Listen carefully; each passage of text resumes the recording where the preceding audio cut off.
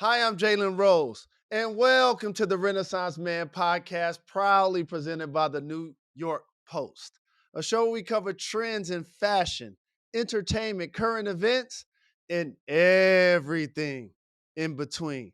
Our next guest is someone who's been in our living rooms since the late 90s.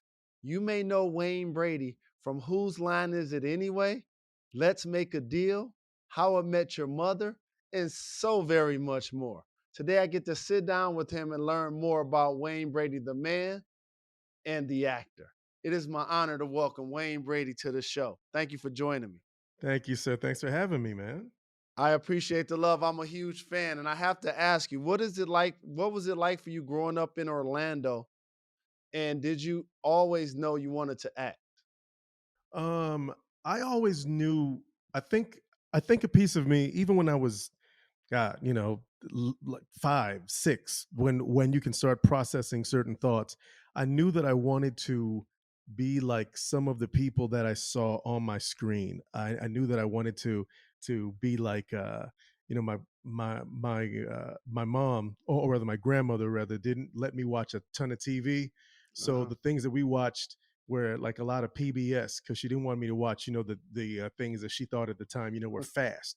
She didn't want me to see that. So we ended up seeing like the greats, like Harry Belafonte, Sidney Mm, Poitier, um, Sammy Davis Jr., seeing those black faces. And when made that connection, I went, oh, I want to do whatever those people are doing. mm. And so I always knew I wanted to do it. I didn't get around to doing it until I was, I guess, 15. I started acting. I was 15, 16. And once I started doing it professionally almost immediately. Mm.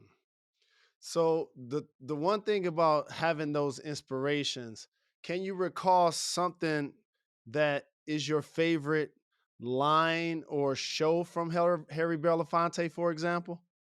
I remember seeing Harry Belafonte in Carmen the Musical Mm, when I was a kid. And so not necessarily even a scene, but I remember just being inspired mm, by those guys, because I I wasn't particularly close to my father. I loved my father and he loved mhm, me, but he wasn't around the household. He was in the military. So it mhm. wasn't a deadbeat dad thing. He was actually Right, off defending the country, and right, left me with my grandmother. right. And so when I would look at a cat like Sidney Poitier, or I would look at Harry Belafonte, they were the closest thing to my dad being around. Even Mm, even like thinking of the movies that were around in the early 70s. I know that it's taboo to talk about him now, but I'm referring to the man that I saw as a kid.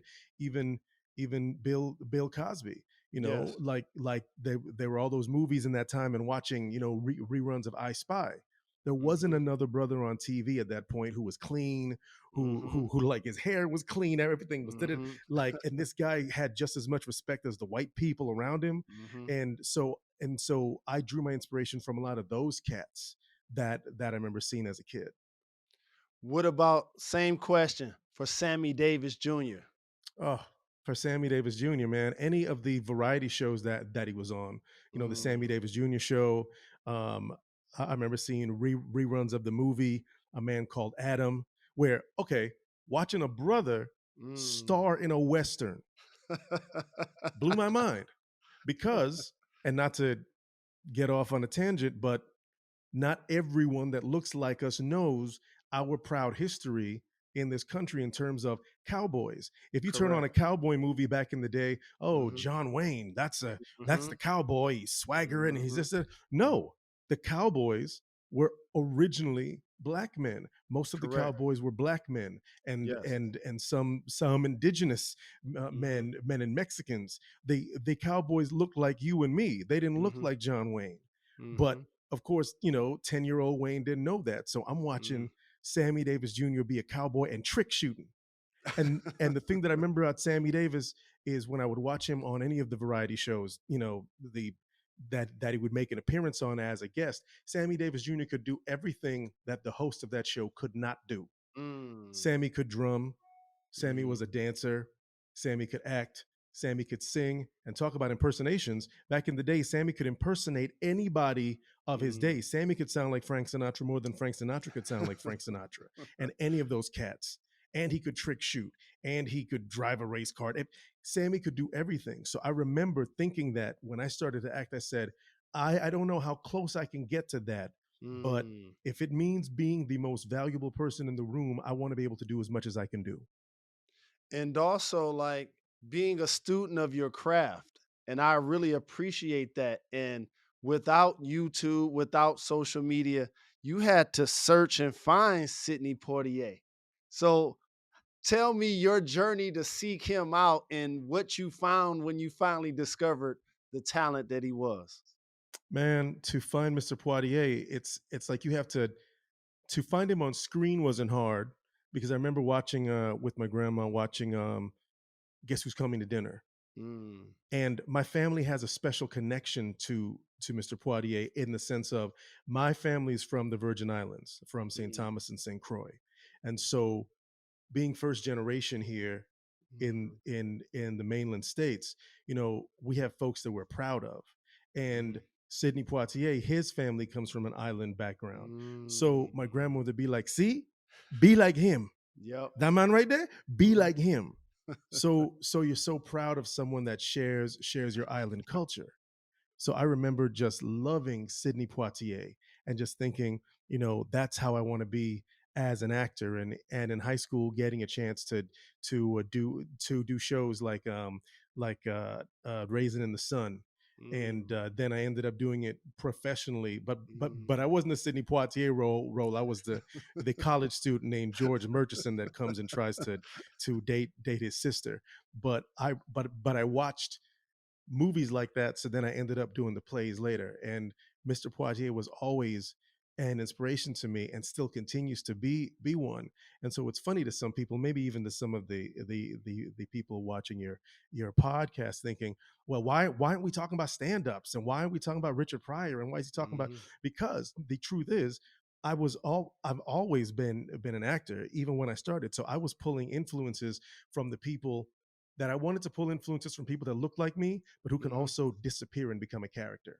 Mhm. It wasn't until later that I could appreciate comedy. Once mom let me stay up, and I would sneak up and watch Richard Pryor on HBO, and then go, oh shit, this is amazing.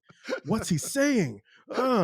And Eddie Murphy and watching old reruns of Dick Gregory. Um, Learning what stand up was, and then learning what improvisation was Mhm. from Robin Williams, and Mhm. and learning and Jonathan Winters and watching Whoopi Goldberg's first one woman show on HBO where she was doing all these characters, Mm. and I couldn't believe, wait a minute, so this woman, she just put a towel on her head and she's using a different voice, and now everybody thinks that she's a different character. Okay, I'm Mhm. gonna do that too. Yep, I'm gonna do that. And watching John Leguizamo Mhm. and studying him as an actor. So those are all the factors that I took. That one day when I didn't know that I was going to stumble into doing improvisation, which to me isn't even about being funny. It's Mhm. about creating a character in the moment and what's the funny thing that that character says. So you're gonna appreciate this next question because there's a stereotype that some people have Hmm. about theater kids and improv performers that Hmm. they can be insufferable and sometimes don't know how to turn it off. Where do you think that comes from? And do It you comes think from, improv is misunderstood? well, it's kind of a two-tier question. The first one, absolutely, theater kids can be insufferable. My daughter, she's studying theater right now, and she loves theater, she loves Broadway. She was raised that way. She always says to me, "Dad, I'm of the theater, but I'm not a theater kid because theater kids are annoying." And I said, I absolutely understand where that comes from. But you also have to think of it this way. Theater kids are annoying in the way that some people find jocks annoying. Mhm. You can only hang out with members Mhm. of the football team for so long if all those cats talk about is next game, I'm gonna smash that fool. I'm gonna this, you got 30 yards, blah blah. And that's great because that's their world. So they talk about the things that are in their Right. world. So jocks are like that. You any special interest group I find, but especially the theater kids, because the theater kids smack of outsiderness. So Uh-huh. if you have a bunch of outsiders who can't find their place with the jocks, and they can't sit at this table and they can't sit at that table, but then they're like, wait a minute, you like theater? I like theater. You're like me? Oh my God, let's talk. And then that energy can be too much. And then when you have the theater kids who happen to be funny, and then they Uh-huh. want to pursue sketch or stand up or improv, then that overlaps into they're always trying out the material or speaking in a voice, or I've got a character voice, or I'm doing, hey man, I got this joke. It's been like, yo, just shut up. Just shut up for a second. But I can understand that because I know beyond a shadow of a doubt at some point I was that kid because I was so happy to find other kids, Right. especially in my neighborhood. I was raised in a neighborhood called Tangelo Park in Orlando. And because of my upbringing, my grandmother really didn't let me go out and play much. So I was already the Mm. outsider because Wayne can't go outside. Wayne's this, Mhm. Wayne's that. Then I had a strong accent because of my grandmother and my parents. So Mm. Wayne's foreign and he doesn't talk, da da da da. And then Wayne's a little white boy. Wayne's this, and Wayne doesn't want to come out with us. Wayne, it's like, no, none of those things are true. It's just that my mom doesn't let me go outside, and that's Mm. just it. Right. Right, exactly. Yeah. And so when I finally found other kids in the theater that liked the same things that I liked, she's like, oh my God, okay, cool. And then I think as you get a little older, some people, I would think I'm one of them, you learn to settle in yourself. So Mhm. when I need to pull out the social, gregarious part Mhm. of Wayne, cool. Yes. But otherwise, I'm in the corner. You don't have to hear from me. I know plenty of the improv cats who, oh my God, shut up. This is not a game. This is not an improv game that we're playing at the dinner table, and each person is trying to out funny the other one. And comics tend to do that. So the answer is yes, that does happen. And I apologize to you, to anyone watching, if you've been caught in a bad improv conversation where this person wants to do an impersonation and that other person is playing the yes and or doing Irish drinking song when you're trying to enjoy your food. I apologize. They probably got it from watching Whose Line Is It Anyway. I'm sorry. Oh, man. And I'm glad you went there. I appreciate the honesty. Thank you very much. And the thing is, so as a black man, you're multidimensional, like most of us are. And Amen. sometimes you could get lumped into this nice guy trope. And I'm sure sometimes, as you just admitted, it can be funny, flattering, but also limiting. And even with the Chappelle skit that highlighted it. So, does sometimes being considered the nice guy, does it bother you or is it something you embrace? Well, I'm so glad you asked that question. And over the past, umptod years, I've answered that question to a varying degree. But I love the way that you put it. It's I didn't wake up one day, right, and decide that I was the nice guy. An Correct. image, as we know in sports and in show business, an Mhm. image is something that sometimes you may not even realize that that image is being cultivated until you Mhm. look up and go, oh, they think that I'm the worst person in the world, or they Mhm. they they think X, right? Yep. I I've never been to jail. Mhm. I would like to think that I've never stolen from anybody. I've never killed somebody. I've never Mhm. done certain things. It doesn't make me a great person. It makes me somebody who, check this, follows the basic societal rules, right? Right. I'm not going to do certain things because I don't want you to do that shit to me. Correct. So great. So it's a shame that as a black man, especially when you come into a business like Mhm. entertainment or sports, you have to be, this is your box, Mhm. because we can work with this box. We as the network, or we as a team, or we as a studio, I can put that box and sell that box. So when Mhm. I came aboard, I never had to worry about that really in show business until I got on, because then, Mm. and I was the only black cat Mhm. on an ABC primetime show where, especially in the beginning, you couldn't curse. At And all. like even a damn or a hell was like, Mhm. so we got good at double entendres. And I always played my role, especially Mhm. the first couple seasons, because I'm the only black dude on this show. I'm still trying to, I'm looking around going, okay, where do I fit in? Mhm. How do I fit in? Mhm. and what can I take from this, and what's the next step? So Mhm. this is my opportunity. You only get one chance to be new. Correct. So I have these eyes on me, knowing that Black America is watching me, but every other facet of America is watching me. So when I looked up, I realized that ABC had been marketing me as Wayne is safe, Wayne is clean. Mhm. That I was being asked to host things for Disney, Mhm. and I've always said it's not that I'm clean, I'm smart. Mhm. It's a gig specific event. If you're hiring me to host a daytime talk show like I did, I'm probably not going to come out my mouth and say certain things because I know the parameters of the gig.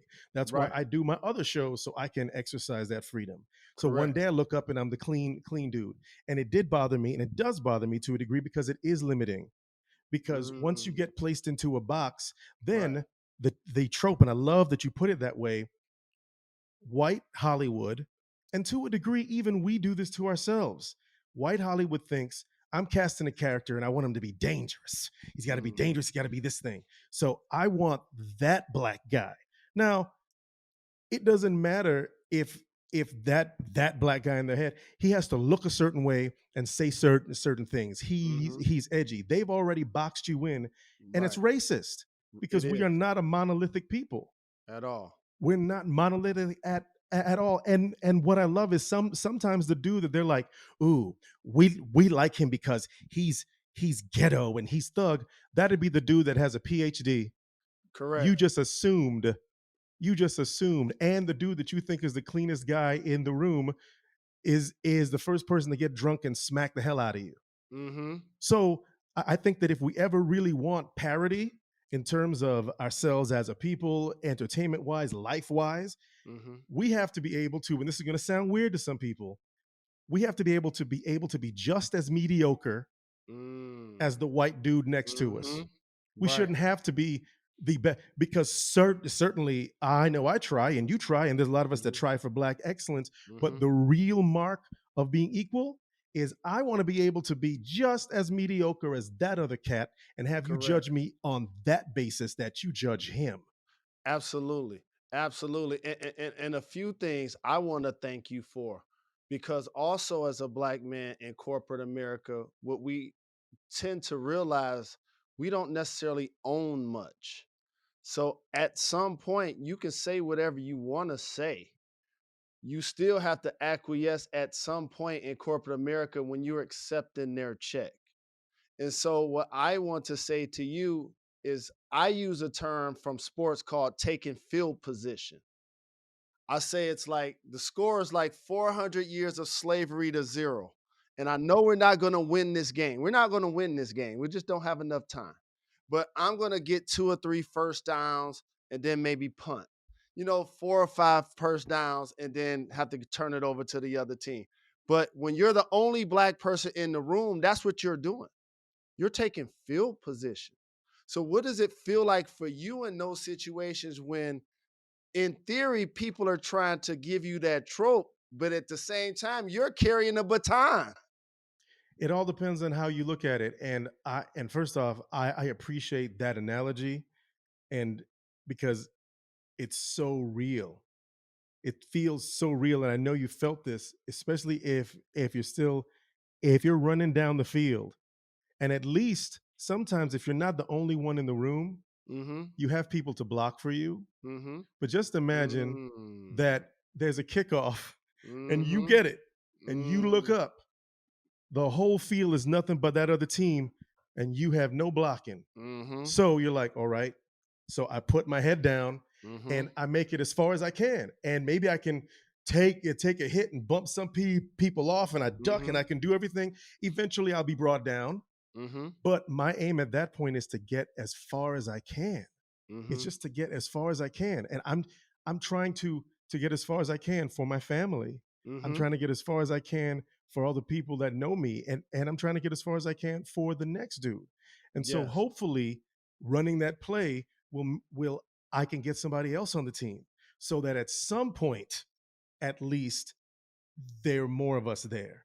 And it is Mm-hmm. tough on the people that are there first because you end up, and this goes back to Sammy Davis Jr. doing a lot of the reading that I ended up doing on Sammy later in life because I'm a big fan, how Sammy was always the first black dude in the room. Mm-hmm. Sammy got a lot of flack during the civil rights movement because he was trying to make things happen, but Sammy was married to this white woman, Britt, Mm-hmm. and he was called a sellout. He was Mm-hmm. called a coon, but Sammy was marching. Sammy was there trying to do certain things, and I think anytime you are the first in the door, no matter whatever the thing is, you're going to catch the brunt of whatever it is. And some of it is great. I wouldn't Mm-hmm. trade my experience for the world because I know beyond a shadow of a doubt, and I say this with no ego, there are a lot of cats that are on that may have even bigger careers than mine who I Mm-hmm. know if it was not for me, they Mm. would not have gotten that space in Mm. comedy. Mm-hmm. And that's what I'm proud of. At the end of the day, I'm proud that in such a relatively short amount of time, I know that I've been able to make an impact and I'm still trying to make an impact. A crazy impact. And I like how you made sure to embrace and or flip narratives, because I know, just as a fan of the culture and of the art, the late Paul Mooney, when he said his joke about basically, Wayne Brady makes Brian Gumble look like Malcolm X, you probably were at home watching that. Bro, I was sitting watching the Chappelle show like everybody did at that time.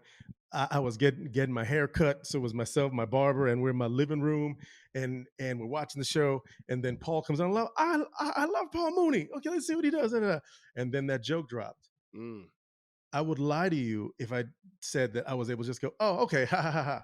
No, and this is and I think what it was a few months ago I was on the Breakfast Club and I Mm-hmm. talked about this and I'm very honest about how I feel about that joke. And there's still black folks and some of the folks that are watching it's like it's just a joke, Wayne, get over it, you don't understand.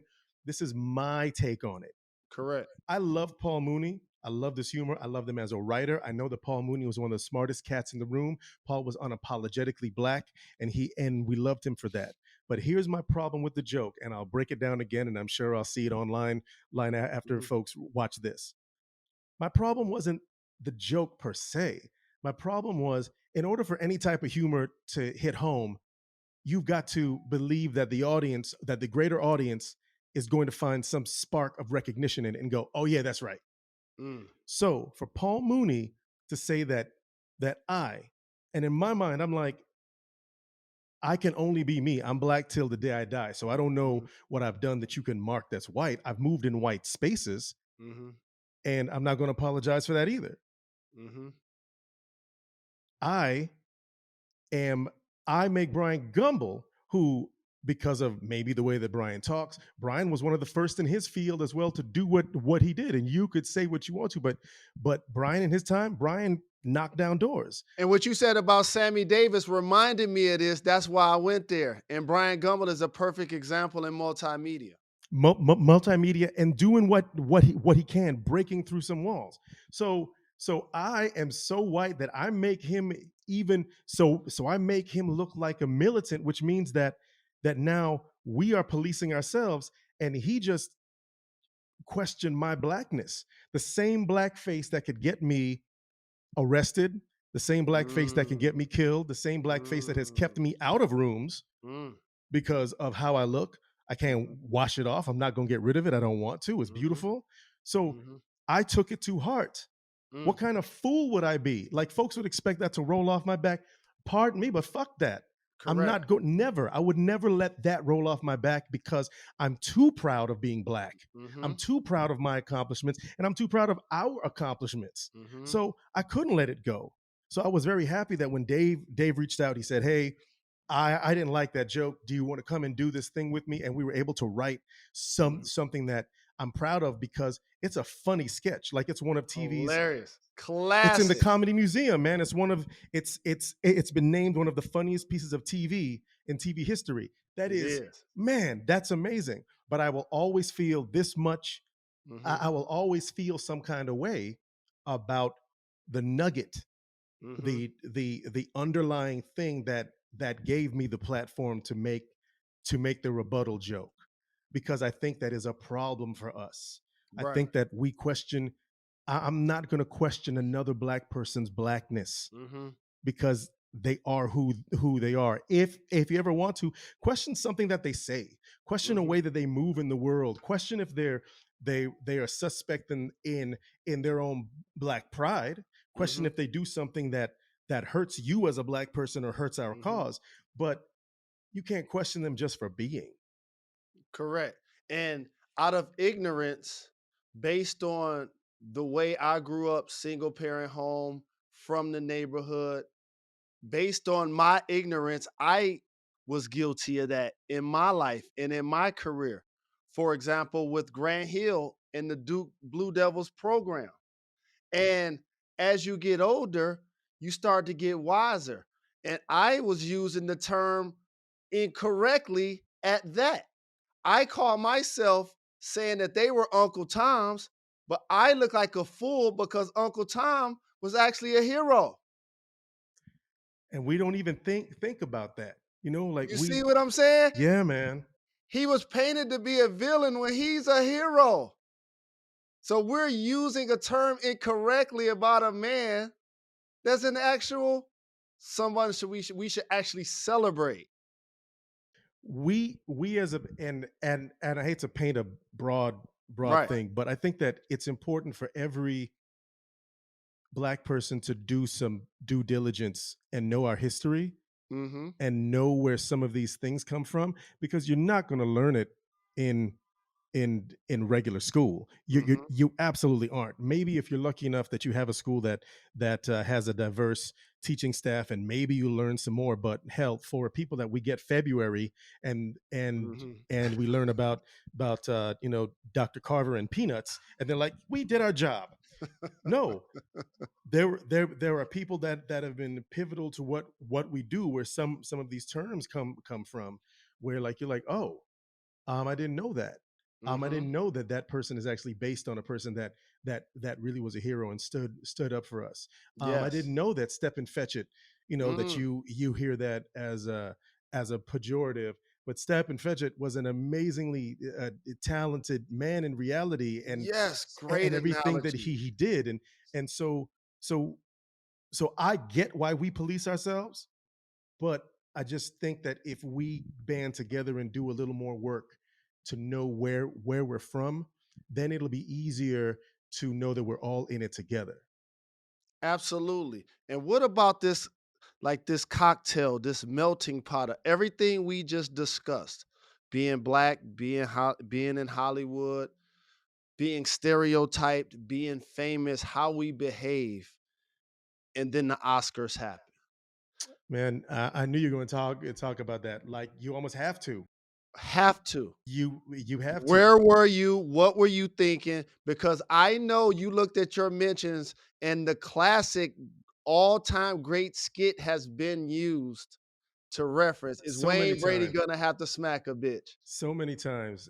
And I was actually in bed because I was up rehearsing something all day, and then I knocked out, and a friend of mine called me and was texting me 911. I was like, Mm, 911, you better be hurt or in trouble. She's like, mhm, just look at this clip I just sent you. mm, And I opened up the clip, and it was Will smacking Cress. mhm, And I watched it a few times because I, like everyone else, it had to be a joke. mm, Maybe I'm missing maybe I'm missing the punchline, or maybe I'm mhm, missing the setup. mhm. So let me go back and watch some other stuff. Once I saw the whole thing, I was so sad Mhm, for Chris, and I was sad for Will, mhm, because I realized that because of everything that we've talked about, like you're saying, that cocktail, mhm, neither of their lives is ever going to be the same again. mm. And there it's such a layered, nuanced conversation that which part do you jump in at? Do you jump in at the point where folks are like, well, Will was just protecting Jada? You have the facet of people that are like, well, I'm glad that a black man stood up for his woman. That okay, I get that. I see your thought about that. But the part that I saw past that was I saw Will this man who for us for decades now has been this beacon of positivity Mhm. and of you can do itness. Mhm. Will all Mhm. has always had his detractors in the black community. No matter Mhm. Will Mhm. Smith being one of the biggest box office draws, Mhm. some cat is always going to say, Will's soft, Mhm. Will's too white, that Mhm. Fresh Prince stuff, Will's this da da da. Mhm. So Will has always dealt with that, even when he was rapping. So he's Correct. always had that thing in the back of his head. So he's Mm. had that. He's had the image now that has been cultivated of Will Smith, one of the nicest black men in America. Mhm. You notice I said black men, Correct. not just men. He's one of the nicest black men in Hollywood. He's Mhm. this, he's that. Will is great. I see somebody who has laughed for the past couple years through all these jokes Mhm. about his situation with Jada, and even Mhm. before that, for years and years, I've heard rumors, and everybody's heard the thing, and everybody. Yep. How is it to be that famous that everybody wants to know what's going on in your bedroom and has a Mm. take on it? And Mm. especially black comedians and people said Mhm. in the barbershops, everybody's got a take on your life. Mhm. Will has smiled about it. Will Mhm. showed up at the Red Table Talk when Jada Mhm. is airing their business out, and this happened, Literally. and Will's like, "Yeah, okay, all right, I stand with my lady. I'm this." All that pain, all the trauma that he spoken about, all these things. I think it was a matter of time. If it wasn't Chris Rock Mm. saying that joke, very stupid, low hanging fruit, not funny Mhm. joke, Mm. it would have been someone else at some other point. Something would have gone down, and Will would have lost it, because you cannot tell me that a lot, if not most of us, walk around Mhm. holding in and holding on. Because Mhm. I do. Mhm. I do. I absolutely do. I've been transparent about my struggles with depression and trauma, and that's been the go-to word now the past few years that we've all discovered that. Mhm. I've struggled with it. I've been in a situation, a few, where I'm in the middle of something and I'm like, "Oh my god, this is almost out of body. I think that I'm about to throw this stapler at this dude's head, or I Mhm. might do this, or I might break this, or I might throw my phone, or I might lay hands on somebody." Those are actual conscious thoughts that Mhm. I know I've had, and I know that so many of us had. Mhm. Now the thing that stops us is maybe in that second you practice self-control. You're like, well, that obviously is not the best thing. I could go Mhm. to jail, I'll lose Right. my house, I'll lose my Right. Mhm. reputation, and I would have just struck another person, and I should not do that. Mhm. But none of us were Will at that second. I'm not defending him. I'm saying Mhm. I'm just looking at a brother in pain. And now Mhm. I'm looking at Chris on the biggest stage in entertainment at that section with a storied career. Chris Rock is in the pantheon of all-time greatest Mhm. stand-ups. But there he is in this situation where he gets struck and he Mm. loses. Either way, Mm. if Chris Rock would have then went what and squared off and then started fighting, they doubly would have lost, because then Mm. it's two black men in front of America on Mm. a show that Will Packer, a black Mhm. producer, is producing For the first time. for the first time, which we've been complaining Oscars so white. It's finally a night that we are getting these achievements. And you mean to tell me these two people are rolling around punching each other? So that would have been a loss. Mm. And he loses because he got slapped and he did not go back at will. And so Mhm. many people are thankfully saying, good for you, Chris, for keeping your composure, good for you for being able to handle it and go on with the show. But of course, the internet being what the internet, Mhm. I've scrolled and seen some of the Yep. comments. Man, punk, I wish Mhm. that Will Smith would have Mhm. walked up and try to hit me. See, I Mhm. knew that Chris was soft. Mhm. You Right. can't win, and that becomes part of your legacy. And that's the shame. That's the part. And it's not a shame because of the white gaze of it, because that's another piece of politics that I'm not going to play. Going, see, why were you guys acting that way in front of all these white people? No, that Mhm. I don't care a damn about that. It's about the things that they've both accomplished and what Mhm. that night meant to so many people that have accomplished things. Mhm. Questlove, Sam Jackson, Mm. to all of us at home, because we want to be proud for Mhm. our people. So we all lost too, but they Mhm. lost the most. And Will, for all the message of positivity, people are airing clips of him talking about violence and using it against him now. Will Will backslid. Will never be able to take back that slap. He'll never Mm. be able to go back in time. Will knows the massive L that he took and the pain that he must be dealing with, but the pain that it took to get him to that point. How Mhm. upset must you be to get up Mhm. on a worldwide Wow. broadcast? That's the Worldwide. thing, Right. worldwide, Mm. and smack another man and walk back Mhm. to your seat and then curse at him twice. Yes. Where was he? Mhm. Folks need to think about that. So I don't want to hear from, and everybody's entitled to their opinion, but I personally don't want to hear from Amy Schumer and from some of the other people in that club saying, I was triggered, I was hurt. Okay, yes, cool. But this is a this is a different thing. This is not Mhm. about your take on it. It Mhm. sucks for you to be in the room and you saw that happen, but it didn't happen to you. It's like, oh, I was triggered into that. No. Stay out. I think that some people, and not necessarily Amy, I'm not singling her out. I'm saying because I read her text and there were a tweet and there were a few other actors at that thing who happened to be some white women actors and some Mhm. people that have had a specific take on it, and they've taken on the thing of, instead of it being about those guys and that event, it's like, oh, I Right. felt this. It Right. brought me to, and this shouldn't. It's not about that. Right. This. So I'm just speaking my truth. Absolutely. And also, but here's the thing, like, you're a seasoned veteran, but you're so very young and you're so very talented. And I appreciate you opening up about your trauma. And you talked about being on the Breakfast Club. I've had Charlemagne the Guy on this show, and we talked about therapy and how important it is if you can get it, seek it, and absorb it. So, from that moment to me, where's the line as a comic? I'm glad you used something that shouldn't go over people's heads. You said low hanging, stupid joke. That's what I've said privately about what Chris said, and here's why. To me, you got to know current events and know the room. And if you, when I go on TV to talk, I got to be talking about everything that's happening right now. I got to know before I hit the stage that if that's what she's dealing with and that's why she has her hair cut, even if I think that's funny, it ain't funny. You got to know the room. So for you, where is that line of comedy, talking about the audience, talking about your peers, and or talking about things that they put out there for public consumption?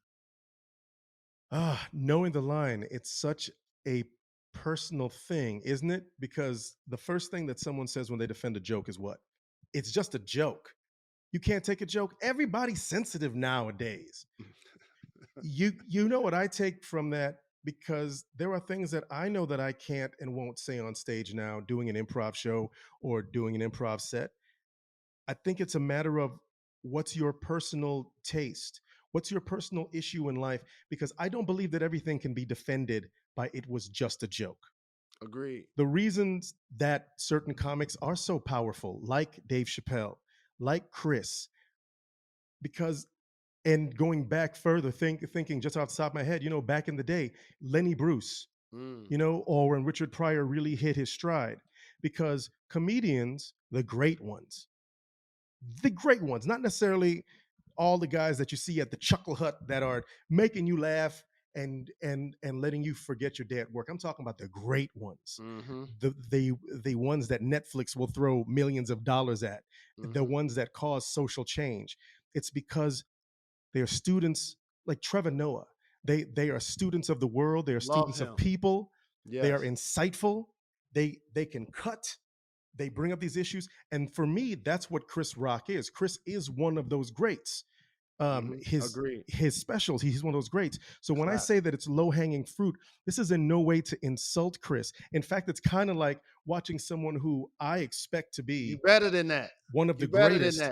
that. Yeah, like to me, that's when someone that isn't very funny, or that I've seen at just like a regular cat doing room work because they're upset or they're like nervous and they're like, this joke isn't going in my head. So I'm gonna go to the, hey, fat dude. Hey, what's up, fat man? You so fat that you fat. Ah, right, everybody? Fat guy. That's the fat guy. There's no joke there. Right. Versus you knowing that you're on this stage, and Chris has done it before. I think that joke was just an ill-timed, and I don't know what he was thinking. It just came up. It came up. It came out, and he made it a GI Jane reference. Definitely not at the top of the cultural zeitgeist right now. Who's talking Right. about GI Jane? So I know that it wasn't something that he planned.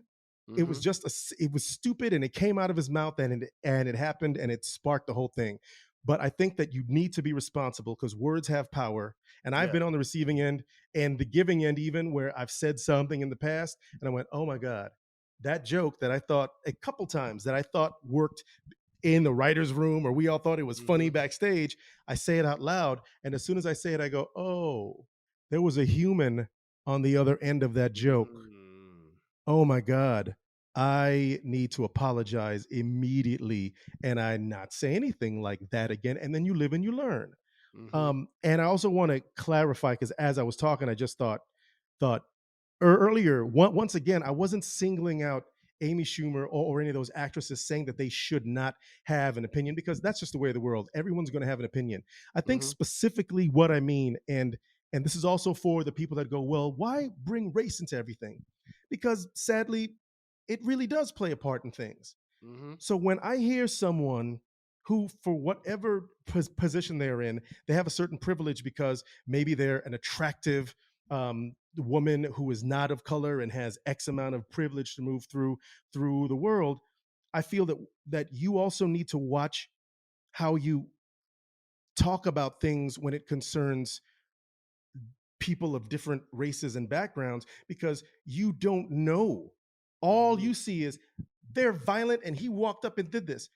You I can't expect you to walk in that black man's shoes Mm. and have black man trauma and have that thing, Mm. either of them. I can't expect you, just like I do not know what it is Mhm. like to be a woman or a black Mhm. woman or a white woman. I don't know that journey. So I'm not about to tell a woman about that. Mhm. I can comment on the things that I see as a spectator, but I've seen people comment on what Will was thinking or why Mm. didn't Chris do that. And I was like, you don't look like those people. You've never had to walk in those people's shoes, so you can't really make that comment. So that's where I'm Absolutely. coming from. Same page, same page. And lastly, before I let you get out of here, and I appreciate your candor and you taking your time, you brought up the trauma that we deal with. Can you acknowledge for the audience like some of the things that you do and or advise others to do in order to overcome some of the things they may be dealing with in their lives or some anxieties that they may be feeling? I will say right off the top of my head, seek therapy. And it doesn't have to be from some expensive therapist. I think that's the thought that, oh, I've got to go see some ritzy therapist that lives in Beverly Hills or in New York or whatnot. There are so many places you can even go to therapy online. Mm. There's free therapy. You have to be able to talk. We as black men, the black culture, but black men specifically, we've been taught to keep these things inside. And so when they erupt in fits of rage because Mm. it's you can only keep the lid on Mhm. so much. So I Mhm. would say get therapy, go to therapy rather, don't get it. You go to it. Practice practice mindfulness Mm. and reflection, and that helps you with knowing your trauma. Mindfulness and reflection, be honest with yourself, and that'll come out of therapy. I've had to be honest with some things that I've gone through since I was a kid, that there are patches of my life, like years and months, that I just went click, don't want to deal with it, so it didn't happen. Mhm. Mhm. But I had to acknowledge them because Mhm. it has affected my growth as a man and the way that I carry myself and the way that I parent, the way that I Mhm. am as a romantic partner. Mhm. And I I will be honest, I'm a horrible romantic partner. I'm a horrible boyfriend. And that is not a humble brag. That is That now, am I trying to become better at that? And the Mm-hmm. reason I say I'm horrible is because there are things that, yes, I can treat someone well. I can absolutely do that. Mm-hmm. But I've had to go back and realize that there are things that I do once in the relationship that tend to Mm, blow the relationship up in terms of listening mm, to the other person, knowing what a true conversation sounds like, mm. knowing what it means like to actually listen to the other person and not just discount them because they're a woman and go, no, I'm Yep. gonna listen to that. And Yep. I'm gonna do what I'm gonna do and do these things. I've had to work on those things Mm-hmm. because I have this beautiful daughter of mine that Mm, I'm trying to model what it's like, the man that I want her to be like and the man I mm-hmm. don't want her to be like. So definitely therapy and get to know yourself, and there's no shame. And for myself as well, huge imposter syndrome. And I Mm, get that from oddly enough from when I was a child and mm, being told by other people in my life at school, and not everybody, but that certain voice, mm-hmm. oh, you're not black enough. You're Mm, not this enough. So feeling like, well, if I don't belong in my own club and I can go over here and sure, this club likes me, but at the end of the day, they don't know me and they're not me, mm, then who am I? mm, And when you spend a chunk of your life going, who am I if not this strong black man who can do these things? That messes with you. That affects mm-hmm. your relationships. I've had to Mm-hmm. deal with imposter syndrome that way. I deal with it every day in Hollywood, feeling like I'm not good enough to be in certain rooms, feeling like I'm not good enough maybe to be at the NAACP Image Awards. Well, because they said this and I didn't get invited, so I blah blah blah. So Mm-hmm. even now at my age, I'm learning to step into my power and to Mm-hmm. speak my truths. And Mm-hmm. and I think all that is a comes from therapy. Well, I salute you, King. And I'm forever grateful that you've taken the time to join me today. Your honesty, your candor. So many people are going to learn from this interview. But before I let you get out of here, I got a rapid fire segment called Gone in 60 Seconds. Let's You go. ready to do this? Yes, sir. Okay, now check this out. You were in Lloyd video playing the part of Lil Wayne, and you've been Man, name dropped by Drizzy Drake. Who's your favorite rapper out right now? my favorite rapper out right now, just off the top of my head, I would have to say, at this second, oh, I want everybody to go and listen to. It's not just one rapper; it's these young cats. I'm getting the name because you have to, and maybe you've seen this video online. I saw them on TikTok. They're called Contra. Oh, Coast Contra. Coast Coast Contra? Contra. Coast Okay. Contra, and then you have to look up the freestyle. They did this freestyle, the JID freestyle.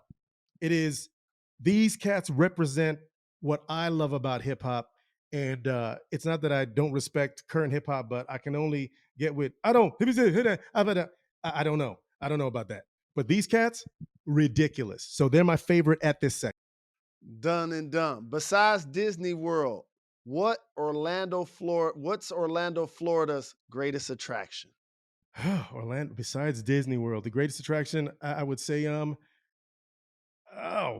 damn, Universal Studios, I guess. Well, what does that say about Orlando? It's the But number one family destination in the United States. bingo, bingo. Name one celebrity who you think could be great on Whose Line. Ryan Reynolds. That's a good call right there. You've done daytime soaps, game shows, sitcoms, celebrity competition shows, and award shows. Would you ever do reality TV? I would if I were in control of it. If it was more of a docu follow, and that's just Mm-hmm. the ritzy way of saying a reality show, because you're not going to catch me on the show trapped in a house with people and then at some point, they're like, well, whose alliance are you on, well, blah blah. No, that's not me. I think I work a little too hard for that. I'm going to try not to. No judgment, but that's just not my cup of tea. I don't want all the drama. But I've got a reality show right now that we're in development Mm, with and mm, Fremantle, about our family, because our family is a blended family of my mhm. ex-wife and her boyfriend, a 7-month-old that they've adopted, and my daughter. And so we have a show that's following our group. So I will do reality show if I produce it. You guys heard it on E. Check that out, Renaissance Man followers. That's what you get when you're here. And last but certainly not least, what is one thing that you've learned from improv that you think applies to life? Oh, so many things. And in fact, I've got a book coming out later about this. Um, you have to, on stage and doing an improv scene, you have to listen. Mm, Listening needs to be the first skill. It's not just about, oh, I'm being funny. Hey, look, I'm being funny. Nope. Listening. That helps me in life. It helps me when I have conversations like this. It helps you in a relationship. If you listen to your partner on stage, you can yes and what they say. If you don't mm. listen to your partner on stage and you're like, oh man, I got something funny to say, I got something funny to say, and they talk about, Superman, and then you're like, and that's why my house is this big. Well, No, listening. nobody. Yeah. So listening, I'll say that is the first and foremost rule. Well, I appreciate you taking the time. I'm a huge fan. I'll be out to check you out doing stand up real soon. Thank you, Thank brother. you very much for joining the program.